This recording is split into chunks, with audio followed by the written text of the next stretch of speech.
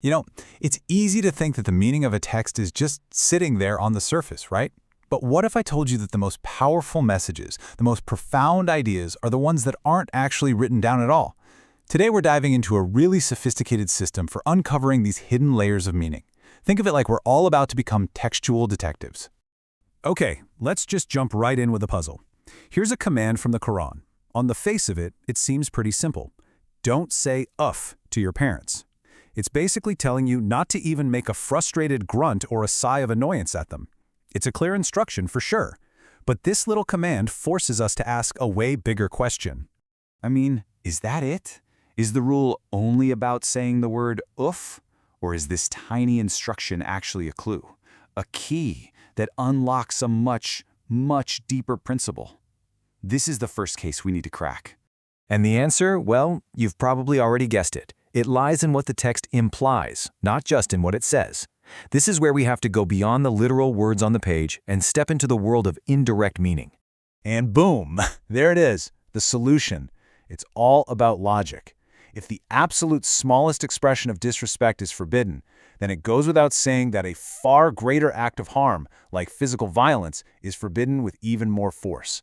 The text doesn't need to spell out "don't hit your parents" because the ban on saying uff implies it so powerfully. Case closed. So this whole idea of finding the implied meaning is not just a clever trick. It actually has a formal name in Islamic law, Mafhoom. It's the meaning that you understand, that you comprehend, from a text, even though the words don't explicitly state it. You've just seen a perfect example of it in action. And it gets even cooler, because this idea actually splits into two types. What we just saw was a stronger meaning, where the implied thing is way worse than the stated one. But there's also something called an equal meaning. So for example, if a text forbids consuming an orphan's wealth, it also, by implication, forbids burning it. Why? Well, because the end result, the complete destruction of their property, is exactly the same. Makes sense, right?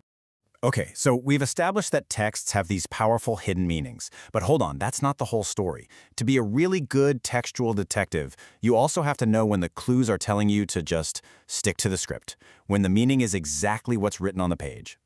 And here's the other side of the coin. The counterpart to al-Mafhoom is al-Mantooq. This is the direct, explicit, what you see is what you get meaning. It's what the words literally say. It's the surface level we all start with, and you know what? Sometimes that's all there is.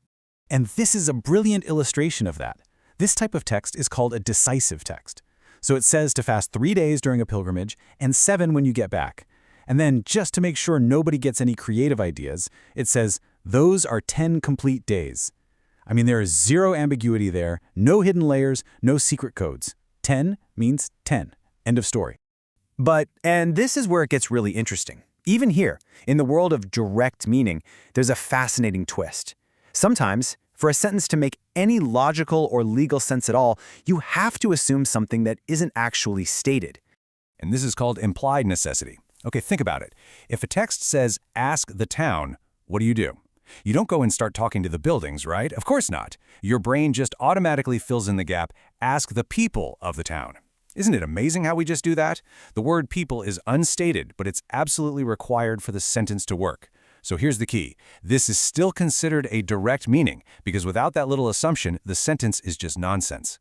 So let's just pause for a second and put our main tools on the table. You've got al-Mantooq, the direct meaning you get from words themselves. And you've got al-Mafhoom, the indirect meaning you understand from what those words imply. This basic distinction right here is the engine that drives this whole system of interpretation.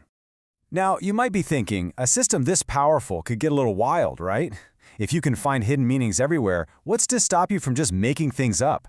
And that's exactly why there are very strict rules, a set of built-in guardrails that tell you when and how you can draw these conclusions.